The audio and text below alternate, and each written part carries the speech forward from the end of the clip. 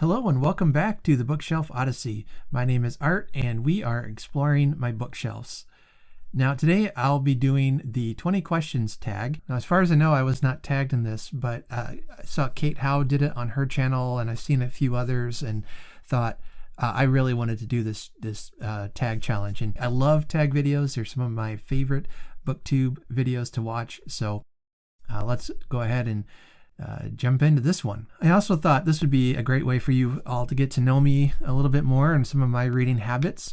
I do want to say welcome to all of our new subscribers. Thank you so much. I picked up quite a few new ones over Jane Austen July, so thank you for coming along with me on this exploration of my bookshelves, and I hope you enjoy the time you spend here.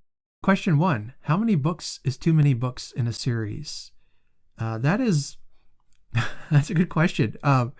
When it stops being enjoyable, I don't mind longer series. One of my favorite series is the Harry Dresden series, and that one is well into the teens right now. And Jim Butcher continues to write excellent novels in this series, so I'm happy for him to just keep putting those out.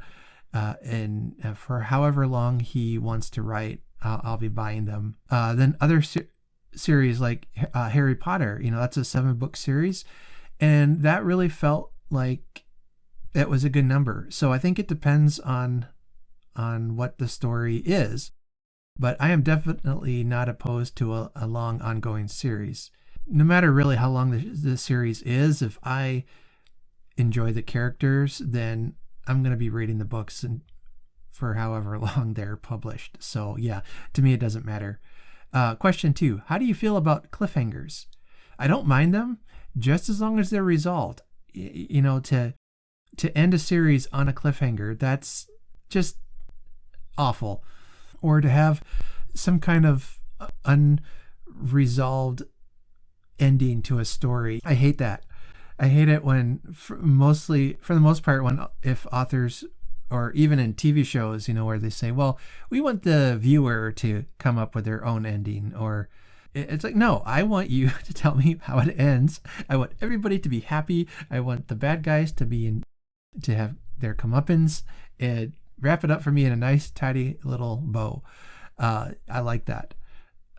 So, but I love cliffhangers. I was a big fan of Lost, the TV show, when it came out, and they sure did do a lot of cliffhangers, and I like that. There have been some great cliffhangers in books that I've read that I think really helps keep the series sparking. I think especially of Harry Dresden series, which is about it's a fantasy set in modern day Chicago about a wizard who is also a private detective. His name is Harry Dresden, and so it's like this combination of that hard-boiled pulp detective fiction with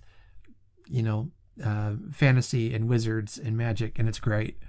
But the ending of the book changes to follow up with the follow-up story, Ghost Story. That book changes, was just so good, great ending, and had me dying to read what was going to happen next. Those of you who have read the book, that's a pun. Okay, where were we? Okay, question 3. Hardcover or paperback, doesn't matter to me. I like them both. Kindle is fine too.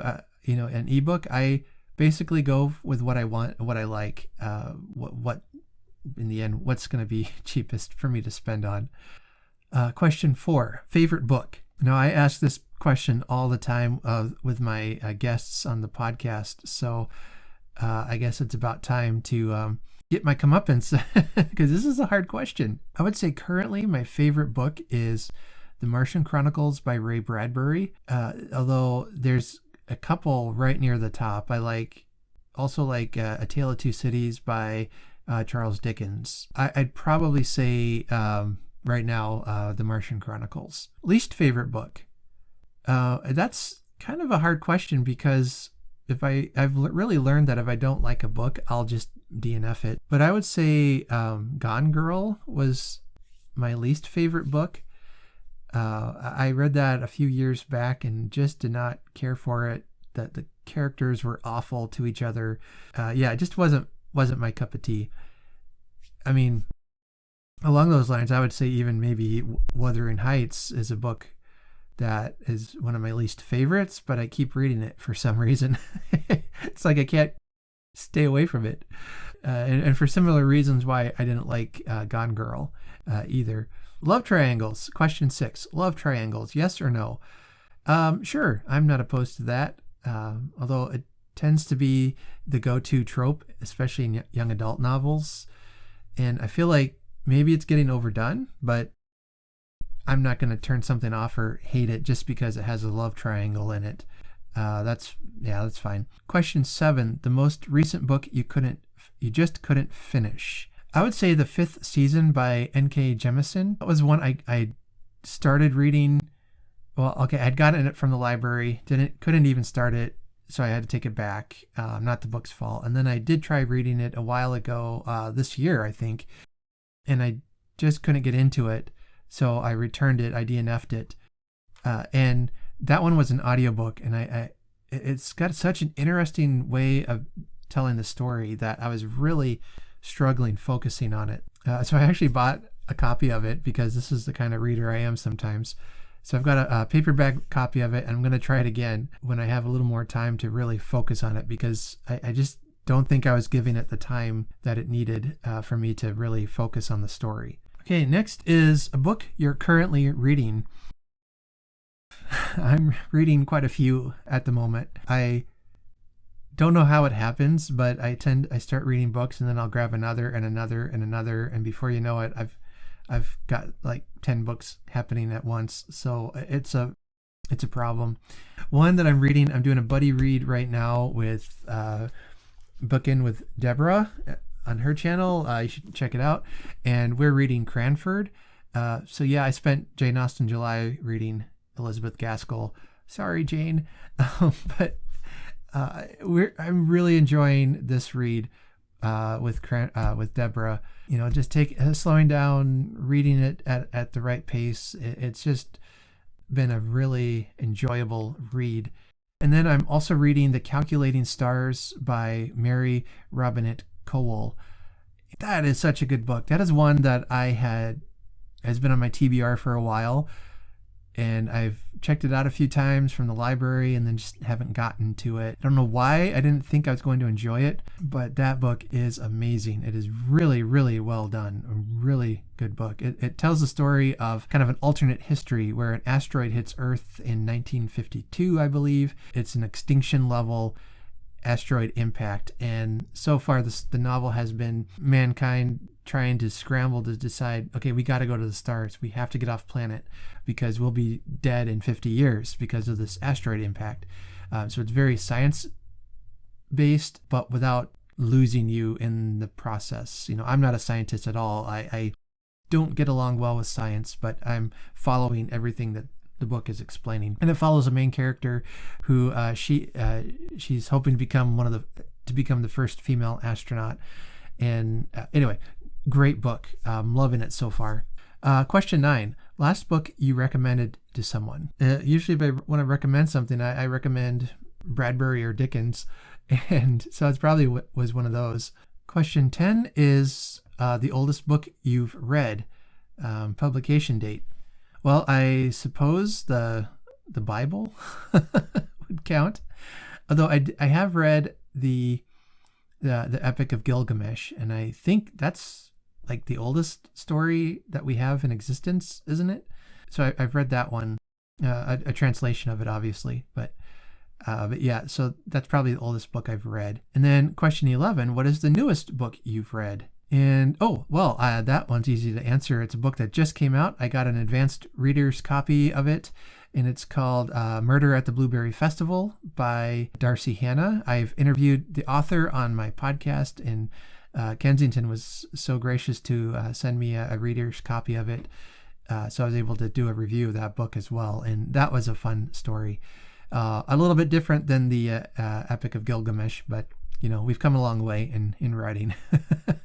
But yeah, that was a fun book. Highly recommend that series if you like cozy mysteries. Question 12. Favorite author? You should know it by now. It's Charles Dickens, closely followed by Ray Bradbury. The two are virtually tied. See, I keep adding to these questions. I love Jim Butcher, Louise Penny, Elizabeth Gaskell, Jane Austen, and on it goes. Ray Bradbury and Charles Dickens are probably my two favorite authors. Question 13, buying books or borrowing books? I don't like to borrow other people's books. Because I don't like to lend mine out, but I don't mind going to the library. I don't mind buying them. Whatever I can do to help support the author, of course, I love to do that. Sometimes I just have to buy them secondhand, just because of how expensive books are. If you're able to buy books, buy them, support your author, find ways to support your local authors. Question 14, a book you dislike that everyone else seems to love. Yeah, I'm not sure about that one. Might have to come back to it, but yeah, nothing clearly comes to mind. I'm sure there's a few things I dislike that everyone seems to love. Maybe Gone with the Wind. I can't even read that book. I can't even bring myself to watch the movie. So maybe that. Question 15, bookmarks or dog ears? Well, as a wise man said, bookmarks, because we are not barbarians, are we? Okay. Yes, bookmarks. Use a bookmark. It's your book, so do what you want. Question 16, a book you can always reread. Oh, there's so many of those. Pretty much anything by Ray Bradbury, anything by Charles Dickens. The one I've reread the most has probably been A Christmas Carol, which remains one of my all-time favorite books. I've read A Christmas Carol about 20 times or more easily. Since I've been keeping track, it's definitely over 20 times. And so it's getting to the point where I've got sections of it just memorized because I've read it so much. And I don't always read it at Christmas time either. I usually do, but once in a while I'll read it during the year. Like in 2020 during the pandemic, I read it in March or April, I think it was. I just needed a comfort read, and it hit the spot. It's still good. I'm probably going to read it for the rest of my life every year. Question 17, can you read while hearing music? Yeah, actually I can, especially if it's instrumental. I love that it helps set the mood for a book. I love to try to match like a movie soundtrack to the kind of book I'm reading. Sometimes I can read while listening to music with words. I've even gotten to the point where I can read while listening to a baseball game. It's not as good quality reading, but I can still get through what I'm reading while doing both. I don't know if that makes me a genius or just crazy, but there you are. Question 18, do you like one POV or multiple POVs? I don't mind either one. When I was younger, I really hated the first person POV, and I can't tell you why, but now I probably like that one more than, multiple POV story, but it doesn't really matter. The part that really confuses me is like epistolary novels, novels written as letters. For whatever reason, I really struggle with reading that kind of a story. So I've been reading Lady Susan for Jane Austen July, and I've really struggled understanding that story. Part of it is the letters that go back and forth. I don't know why, but that's something that I just struggle with. Question 19, do you read a book in one sitting or over multiple days? Over multiple days for sure. I have a job, I have a life I have to do. I can't just sit and read all day as much as I would love to. And I'll read multiple books at a time. Like I said, sometimes it gets a little out of hand. In fact, I prefer reading a book over multiple days because I like to sit with the characters and live in the story and, experience that. So I could read a book in one day, but I prefer not to. And then question 20, who do you tag? And I'm not sure who to tag. I know many of the people I would tag and have already done this.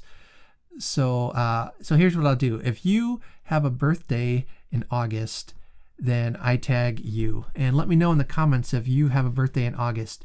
And the reason why I say that is because my birthday is in August, on August 18th. And I believe August 20th is the 1-year anniversary of this channel. So to celebrate my channel turning 1 year old and to celebrate myself turning 40 something years old, that's who I'll tag. So let me know in the comments if you've done this, and feel free to share a link to your video. I'd love to watch it. And again, if you have a birthday in August, you're tagged. And if you don't want to do it, that's fine. But just let me know if your birthday's in August too, and we'll keep the conversation going there. So until next time, happy reading, everyone, and take care.